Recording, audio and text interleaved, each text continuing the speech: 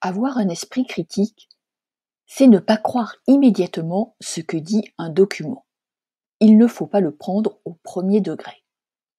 Pourquoi avoir un esprit critique face à un document?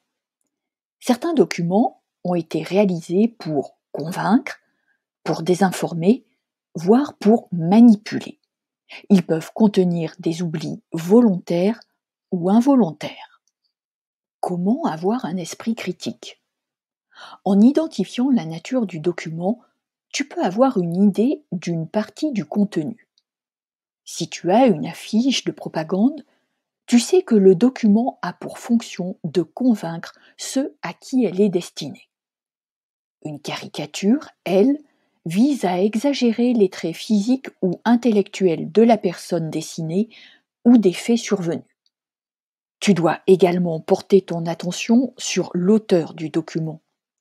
Si tu lis un extrait de Mein Kampf d'Adolf Hitler, tu dois savoir que tu lis un texte idéologique contenant des idées racistes, antisémites et nationalistes.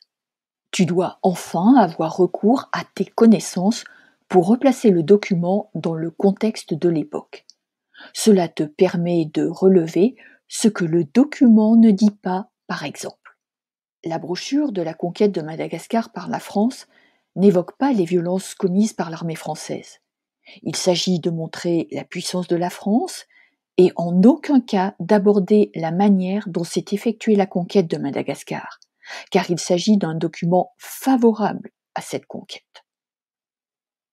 En résumé, pour avoir un esprit critique, il faut penser à identifier la nature du document et l'auteur, et également avoir des connaissances pour replacer le document dans le contexte de l'époque.